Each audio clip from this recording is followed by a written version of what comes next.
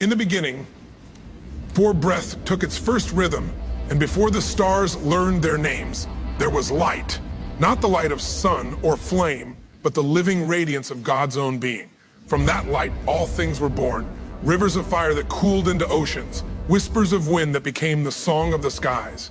And in that sacred stillness, the Eternal spoke, saying, "Let my dwelling be among them. Let paradise bloom." And Eden answered, "The garden rose not as mere earth, but as remembrance, a reflection of heaven upon soil. Every leaf carried a secret of eternity. Every breeze spoke in the tongue of angels. The trees were clothed in glory, their roots drinking the golden rivers that flowed from the throne of God. The lion rested beside the lamb, and neither feared the other. The morning dew was like the breath of grace upon the world, and light walked without shadow." Eden was not a place. It was the first communion, a garden woven from peace, a temple without walls, and into that temple, God breathed his image. From dust, divine dust, he formed man not as a creature, but as a companion. "Let us make man in our likeness," said the voice that had never known division. And so the breath of the infinite entered the finite. Adam opened his eyes, and before him was the face of God reflected in the waters of paradise. There was no fear in him, no distance, no shame. His heart was an unbroken mirror of heaven. The rivers sang his name. The trees bowed when he passed, for they saw within him the same flame that lit the stars. In Adam's breath was the fragrance of eternity. In his gaze, the wisdom of light. In his hands, the power to bless and name creation. And when the time was full, the Eternal drew from him another, not lesser, but equal, not from his head to rule, nor from his feet to serve, but from his side, close to his heart, Eve, life-bearer, the living reflection of divine compassion. And the two walked in the cool of the day with God. No distance, no veil. The voice that created them was their companion. Their laughter was worship. Their rest was prayer. They spoke to light as to a friend. Oh, how glorious was that hour. The fragrance of lilies rose like incense. The rivers danced with diamonds, and the sun laid its golden robe upon their shoulders.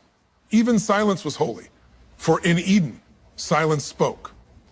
But creation did not remain still, for love to be love must choose. And so the heart of paradise, the Eternal, placed a tree, not as temptation, but as testimony. A reminder that the garden's beauty was not mere gift, but relationship. The fruit was a symbol, glowing with the fire of free will, saying silently, "You are not slaves of heaven, but children of it. You may eat of all, but remember your source. For the wisdom of God is this, that love cannot exist without the freedom to walk away." And so freedom was given, and the serpent saw it. The serpent, once a creature of light, had turned his face from the glory. He knew the melody of heaven, but his heart had grown hollow with envy. To see the image of God reflected in clay was unbearable to him. So he entered the garden not with thunder, but with whisper. For deception never shouts. It breathes softly, twisting truth until it becomes almost holy. "Did God truly say," he murmured, "can he love you and still withhold?" And the question, that ancient poison, entered the ear of innocence. The fruit shone brighter, the air thickened. Eve's heart trembled between memory and curiosity. And Adam, standing beside her, silent, forgot the voice that had once called his name from the wind. They ate, not of a tree, but of separation. Their eyes opened, and yet they saw. Yes, light became divided from itself. The garden sighed, and its song fell quiet. The rivers no longer sang, they wept. The trees bowed their crowns, mourning the moment creation forgot its first harmony. And the voice, the same voice that once spoke in Lao, "Adder," came walking again through the garden saying, "Adam, where are you?" It was not a cry of anger. It was the first cry of love searching for the lost. Not the roar of judgment, but the ache of a father calling to his children who had hidden among the leaves of shame. Adam answered, trembling, "I heard you, and I was afraid." And heaven knew what it had always known, that love wounded itself for the sake of freedom. Then the light folded itself around them, mercy in motion. Though the gates of Eden would close, the promise of return was already written in the dust.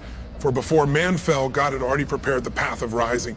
"The seed of the woman shall crush the head of the serpent," declared the Eternal. Thus began the long story of return, the sacred exile, where heaven would chase the heart of man across centuries, across deserts, across death itself. And though the flaming sword would guard the way back to the tree, it was not placed to bar the way forever, but to keep the way holy until the appointed hour. And even as Adam stepped beyond the gates, Eden followed him. The light dimmed, but did not die. The garden withdrew, but not to vanish, only to wait hidden within the soul of every human heart. Eden became memory, and memory became longing. In every prayer, in every song of sorrow, in every dream of peace, paradise still whispered, I am not gone. I am within you. When you remember, you will return. Thus, the first part of the divine story was written, not in ink, but in breath, the dawn of creation, the rise and fall of innocence, and the promise of restoration. And even now, as the heavens tremble with approaching dawn, the same voice that once spoke light into being is calling again, calling the children of dust to remember their divine birthright. Return to your lost heavenly place. And when the gate of Eden closed, silence fell upon the world. It was not the silence of peace. It was the silence of distance. The wind that once carried the laughter of God now moved heavy through the trees. The rivers that once sang with joy flowed softly as if mourning. Even the stars dimmed, as though heaven itself had drawn a veil across its face. The first man and woman stood beyond the garden's light, clothed in garments of mercy, yet carrying within them the ache of memory. The world stretched before them, wild and wide, and though the ground still glimmered with the remnants of paradise, it no longer answered their steps with song. They were not cursed to die. They were destined to learn what life meant without direct communion. For though the voice was not gone, it had withdrawn into stillness, and so began the age of echoes. Each sunrise reminded them of what had been lost, and yet each breath carried the spark of what could still be found. Adam would look upon the horizon and see the reflection of that first light, and for a heartbeat he would remember walking beside his maker. Eve would cradle new life in her arms and feel both pain and promise. For every birth after Eden carried both the sorrow of exile and the seed of restoration. Their children would ask, tell us of the garden. And Adam would whisper, there was a place where light had no shadow, where hearts knew no fear, but we forgot the voice. And their children wept not only for what their parents lost, but for what they themselves could no longer imagine. Yet, even in loss, God was not absent. His voice moved now, not through open walks, but through dreams, through visions, through the trembling of the earth and the fire upon the mountains. He was the whisper in the storm, the presence in the flame, the unseen companion in the wilderness. But humanity forgot, slowly, generation by generation. They traded remembrance for reason, worship for wonder, heaven for hunger. They built altars to shadows and called them gods. They bowed before the works of their own hands and mistook them for creation. Source, the voice grew fainter, not because it ceased to speak, but because the ears of men grew heavy with the noise of their own making. The ground, once blessed, now bore thorns. The same soil that once carried the fragrance of eternity now carried sweat and sorrow. Blood touched the earth for the first time, brother against brother, and the cry of the slain reached the heavens. And the angels wept, for paradise was not lost to geography, but to heart. The gates of Eden were not guarded by distance, but by forgetfulness. Yet even as humanity wandered, God still moved among them. Quietly, patiently, as a shepherd among scattered sheep, he spoke to Enoch and walked with him once more. He appeared to Abraham beneath the stars, renewing the covenant of light. He thundered from Sinai to remind his people that the law was not chains, but compass, guiding the way back toward the divine garden. But still, many hearts remained deaf. The exile had grown long, and the memory of paradise seemed like myth. They began to believe that the world they saw was all that had ever been, and hope dimmed like an ember beneath the ashes of time. And yet, the voice kept calling, sometimes in the cry of a prophet, sometimes in the silence of a desert, sometimes in the pain of hunger or the joy of birth. The call was the same, return. But humanity did not yet know how, for they looked to the heavens and saw only distance. They looked within and found only restlessness. The soul, created for communion, wandered among empty temples, always searching, never home. And in that wandering, it began to build cities, empires, monuments of stone and pride, towers that sought to touch heaven, yet stood upon the dust of rebellion. Every age repeated the same longing, to return without surrender, to be divine without obedience, and the voice waited. For God's silence is never absence. It is the womb of revelation. Then, in the fullness of time, the silence began to tremble. Heaven leaned close again, and the ancient promise stirred. The seed that had been spoken of in Eden, hidden through ages, began to quicken. The prophets saw it before it came. Isaiah dreamed of a child who would carry government upon his shoulders. Ezekiel saw a river flowing again from a new temple, a river that healed everything it touched. David sang of a shepherd who would restore the soul. The voice of prophecy was the heartbeat of paradise, echoing through exile. And when the time was ripe, heaven sent its word again, not as thunder, but as flesh. For what was lost by man through disobedience would be restored by God through incarnation.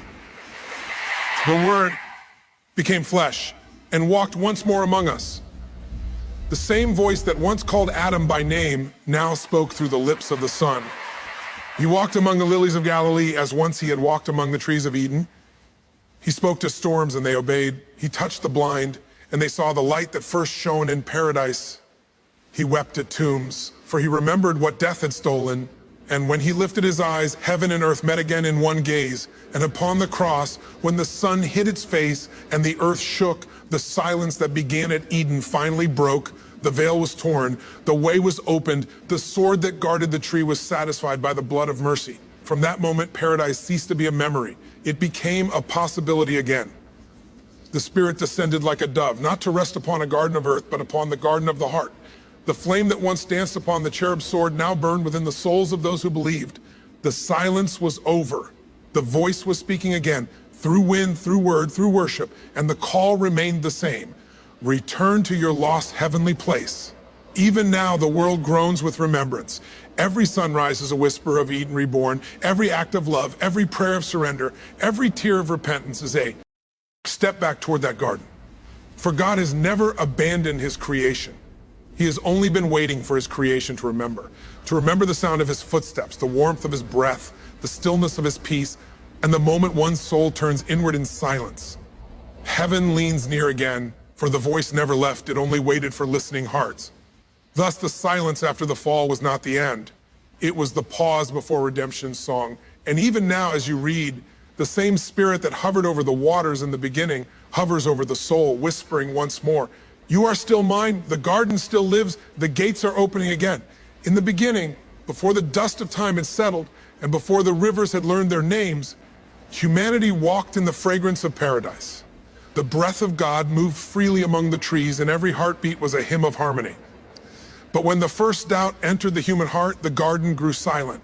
The gates of Eden did not close in anger, but in mercy, veiling holiness until the children of earth could bear its light again. And from that moment forward, the story of humankind became a pilgrimage, not merely through deserts of sand and stone, but through the deserts of the soul, from generation to generation. The memory of that holy place whispered through the bloodline of Adam. It lived in the sigh of the prophets, in the poetry of the psalmists, in the tears of the righteous who long for home. We have built empires and towers, written laws and libraries, crossed oceans and galaxies. Yet our spirits still ache for a garden lost but not forgotten. The distance between heaven and earth is not measured in miles but in memory. And God, who never stopped loving his creation, has been calling through the centuries, return to your lost heavenly place. That call is not thunder, it is tenderness. It speaks through the quiet moments when you wake before dawn and feel something sacred stirring inside. It echoes in the stillness between breaths, in the silence after prayer, in the ache that no pleasure can fill. That ache is Eden remembering itself within you. The exile of the soul is not punishment, it is invitation. A holy hunger leading you back to the source. Consider, anointed one, the journey of Abraham. He was called out of his homeland, commanded to walk toward a promise he could not yet see. He left what was familiar to rediscover what was eternal. Each step he took through barren land was a step closer to the unseen garden of divine fellowship. So it is with you. God is not merely asking you to escape the world, he is teaching you to rediscover heaven within it. The return to paradise begins not with movement of feet, but with movement of faith.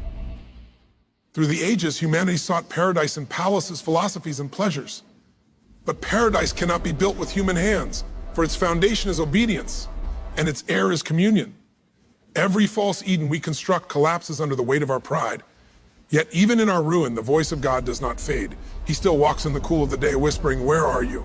Not because he has lost us, but because we have lost ourselves. When God calls, he does not summon you to shame. He calls you to remembrance. You are not dust alone, he says. You are breath wrapped in dust. The exile of the soul ends when you begin to remember who you truly are. Sin is not merely disobedience, it is amnesia. Holiness is not perfection, it is awakening. The serpent's greatest deception was not in offering the fruit, but in convincing the children of God that they were missing something they already possessed. The tree of life was never taken from humanity, it was hidden within, waiting to bloom again in surrendered hearts. You see, chosen one, every trial you've walked through, every wilderness you've wandered, has been the school of remembrance. The famine, the betrayal, the silence, they were not the absence of God, but the refining of your hearing. In the furnace of hardship, the noise of the world is burned away until only the divine whisper remains. And when you finally hear it clearly, you realize the voice was never far. It was inside you all along. I too have walked through those deserts. I have felt the ache of separation, the endless search for meaning in a world of echoes. There were seasons when heaven felt distant, when prayer felt like talking to my own shadow. But in the stillness of that emptiness, something miraculous happened. I discovered that God does not dwell only in the sanctuary. He dwells in the silence. He hides in the pause between your words, in the space between your sorrows. And once you learn to listen, there, exile ends even before the gates open. The journey back to paradise is not a sprint, it is a sanctification. Every act of kindness, every moment of forgiveness, every tear shed for love's sake is a step toward home. Paradise is not just a place you will enter, it is a posture you must become. When your heart beats in rhythm with heaven's mercy, you are already standing within the borders of Eden. Remember, beloved, the flaming sword that guarded the tree of life was not meant to destroy you, but to direct you. It points not outward, but inward, cutting away the illusions that keep you from God. Each time you surrender pride, bitterness, fear, or guilt, the sword turns and the way grows clearer. The gates are not locked, they are guarded by transformation. Only those who have become love may enter, for paradise is made of love. The prophet spoke of this mystery in shadows and symbols. Isaiah saw deserts bloom, Ezekiel saw rivers flow from the temple, John saw a city descending from heaven, but they were all seeing the same truth, the restoration of communion between creator and creation. And now that same vision burns in your heart. The Spirit whispers, return. It is not nostalgia, it is prophecy. What began in Eden will end in Eden, restored, redeemed, resurrected. Listen carefully, chosen one. The long exile is nearing its end. The world groans because heaven is drawing near again. The Spirit of God is stirring across nations, across hearts, across generations, awakening the memory of paradise. You are not here by coincidence. You are part of the fulfillment. The longing you feel for something pure, whole, and eternal is not escapism. It is destiny remembering itself. So rise, anointed one. Lift your eyes from the dust. You have dwelt long enough among shadows. The call of God is not behind you. It is ahead, calling you forward into the light you once knew. You were made for more than survival. You were made for restoration. The time of wandering is closing. The hour of returning is at hand. Let the words of revelation echo within you. Behold, I make all things new. That renewal begins with you. Each breath of repentance, each act of reconciliation, each whisper of worship is the soil where Eden grows again. The curse is being reversed not by power, but by presence. By the presence of God within his people, anointed. Your soul was never meant to live homeless. It knows the scent of heaven and will not rest until it returns. That is why no earthly joy can satisfy you for long. You were born of eternity and nothing less will fill you. But take heart, the door stands open once more. Christ is the gate, the flame that does not consume but purifies. Through him the exile ends and the journey home begins. Therefore let every prayer from this moment forward be a step on sacred ground. Let every word you speak carry the fragrance of the garden. You are not simply moving through time. You are moving toward restoration. And as you walk, creation walks with you. Rivers remembering their first song, mountains lifting their heads, stars whispering their silent amen. For when one soul returns to paradise, all of creation breathes easier. Heaven is calling, chosen one. The exile has lasted long enough. The voice that spoke light into darkness is speaking again, not from afar, but from within. Return to your lost heavenly place. And when you answer that call, not just with your lips, but with your life, Eden will no longer be a memory. It will be your dwelling once more. In every age, there comes a whisper that stirs the sleeping gardens within the human heart. It is the same whisper that once moved upon the waters, the same breath that summoned light out of darkness. That whisper is rising again, calling creation to remembrance, calling the sons and daughters of dust to awaken the Eden buried inside their very souls. For paradise is not only a place prepared above, it is a seed planted within. When the Spirit breathes upon that seed, it awakens, and heaven begins to bloom on earth once more. Beloved, the greatest distance between you and paradise is not measured in miles, but in mindfulness. You have walked through years searching for a kingdom outside while the king was waiting within. The heart is the first field that must be cultivated, the soil where divine intimacy grows. There, beneath the layers of fear, guilt, and self-forgetfulness, lies the untouched ground of communion, the soil that still remembers the footsteps of God. When you return to that ground, you rediscover the voice that has never stopped speaking. Listen closely. The awakening begins not with thunder, but with tenderness. The Almighty rarely shouts, He breathes. He leans close and whispers your true name, the one He wrote before the foundations of the world. That name is not the one the world calls you, but the one heaven sings when it beholds your soul. When you hear that name in prayer, when you feel that tremor of recognition in your spirit, Eden stirs. The walls of separation begin to dissolve. There is a holy rhythm that governs all things, the rhythm of dying and rising, of planting and harvest. To awaken Eden, you must consent to that rhythm. Every surrender becomes a seed. Every seed must fall into the ground before it bears fruit. The world teaches you to grasp, but heaven teaches you to release. The garden inside you does not grow by striving, it grows by yielding. When you let go of resentment, a flower opens. When you forgive, rivers begin to flow again. When you worship in the midst of waiting, fruit ripens unseen. The Spirit of God is the gardener, but you must give Him the ground. Consider the words spoken through the prophet Ezekiel, I will take out your heart of stone and give you a heart of flesh. This is not merely moral reform, it is resurrection. The stone heart is the soil of exile, hard, unyielding, unable to feel the rain of grace. The heart of flesh is Eden reborn, tender, alive, responsive to the breath of God. When that transformation begins, everything changes. The way you see others changes. The way you hear the world changes. You begin to perceive God not as distant judge, but as indwelling presence. The veil lifts, and ordinary moments glow with sacramental light. Anointed one, the awakening of the inner Eden does not mean escape from the world. It means redemption of it. You were never meant to flee creation, but to fulfill it. To let heaven's harmony flow through your hands into the soil of daily life. When a mother forgives, when a worker labors with honesty, when a child prays with wonder, Eden is restored molecule by molecule. Paradise is not postponed to eternity. It presses through the cracks of time wherever love reigns. There is a mystery here. God has hidden eternity inside time, heaven inside humanity. The incarnation was the unveiling of that secret. When Christ walked among men, Eden walked again. The trees recognized Him, the winds obeyed Him, the waters mirrored His face. And when He breathed His Spirit upon His followers, He planted that same Edenic life in all who believe.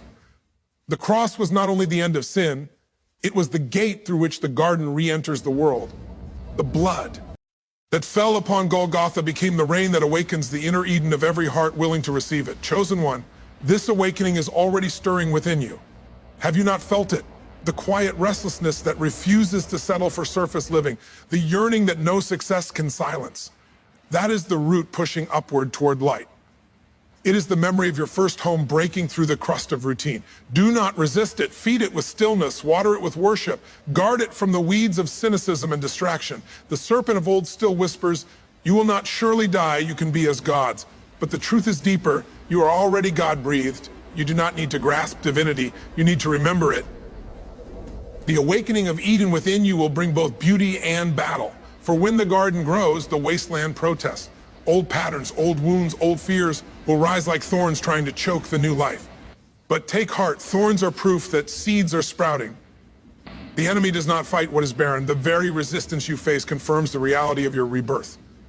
Stand firm. Guard your peace as a gatekeeper guards the tree of life. Do not let bitterness enter. Do not let doubt dwell. The flaming sword of discernment will protect you if you wield it in prayer. Do you remember how the first garden was watered? Scripture says a mist rose from the earth and watered the whole face of the ground. So too the new Eden is watered from within. The mist is your devotion, your continual turning toward God. Every sigh, every thank you, every quiet act of compassion releases moisture into the atmosphere of your soul till the desert blooms again. There's no drought that worship cannot end. I have seen it with my own eyes. Hearts once hardened by disappointment, softened by a single encounter with grace. People who thought they were beyond hope, suddenly radiant with peace. This is what happens when Eden awakens. The lost garden does not simply return, it expands. The Spirit multiplies what was once confined to a single place into countless hearts across the earth.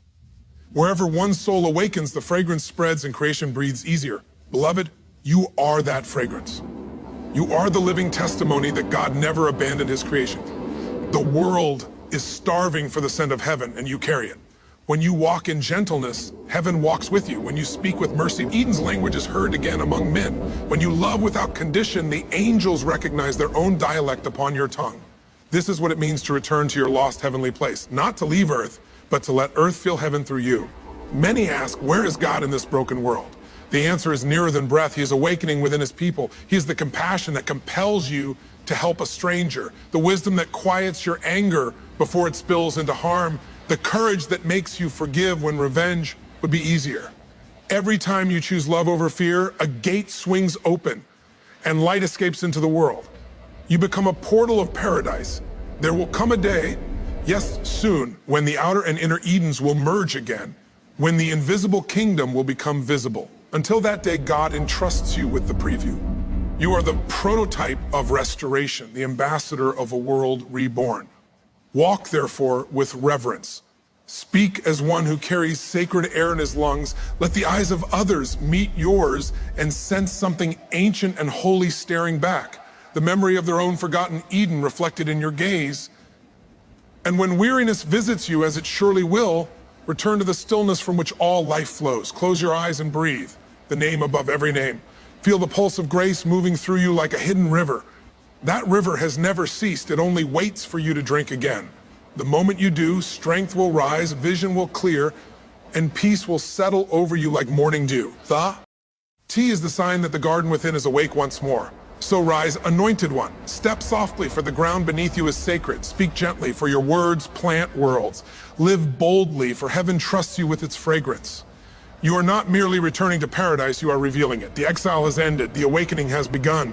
The Spirit and the bride together now proclaim the everlasting invitation. Come, return to your lost heavenly place. The gates stand open and the garden is blooming again. And the Lord looked upon the earth and saw that the groaning of creation had reached his throne. The mountains sighed beneath the weight of mankind's forgetfulness, and the rivers mourned for the purity they once carried. Yet within that sorrow, a promise still breathed. The promise that what was broken would be mended, that the song of the beginning would rise again. For the voice that called light out of darkness has not grown silent. It speaks still, saying, behold, I make all things new. The same Spirit who hovered over the waters in the first dawn now moves within the hearts of those who remember. Wherever one child of dust awakens to love, the Spirit finds a channel and creation begins to heal. The trees feel it, the soil remembers. All living things lean toward the redeemed. Beloved, this is the mystery of divine partnership. God restores the world through the hands of those who once wounded it. The gardener returns to the field he abandoned, not as a trespasser, but as a priest. When you bless what you touch, you reconsecrate the ground. Every honest labor, every merciful deed, every quiet act of stewardship is a small resurrection. The fall was global, but redemption spreads one heart at a time until the whole earth glimmers again with Edenic light.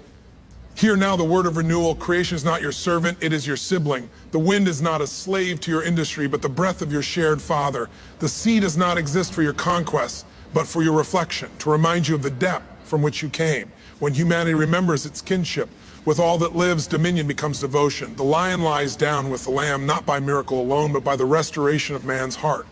Therefore, let your worship be wide. Let it reach beyond sanctuaries and into the streets, the forests, the workshops, the homes. To restore creation is to live every hour as liturgy, to see every act as altar service. When you speak truth, you cleanse the air. When you create beauty, you echo the Maker. When you reconcile with your brother, you heal the fabric of the world. For sin tore not only souls but atoms, reconciliation weaves them back together, and the Lord shall raise up a people who understand this sacred task.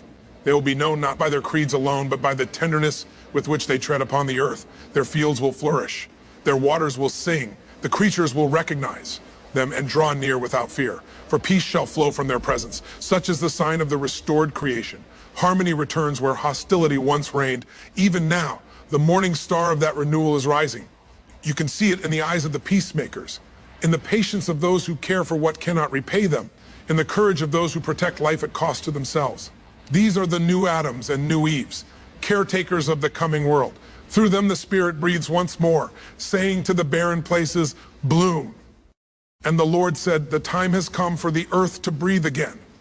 For long have the fields been weary, and the skies dimmed by man's forgetfulness. But mercy moves faster than ruin. And grace grows deeper than decay. When a heart turns toward the light, the whole world feels it. A single act of kindness ripples through the soil. The Lord does not begin his healing from the mountaintops, but from the humble places, the widow's lamp, the farmer's furrow, the child's open hand. Through such vessels, the river of renewal flows. Therefore, walk gently upon the ground. For the dust remembers the hands that shaped it. Speak softly, for every living thing listens. Love deeply, for love is the fragrance of Eden returning. And the Spirit whispers again, see, I make all things new. Then, your place is prepared. The garden waits for you.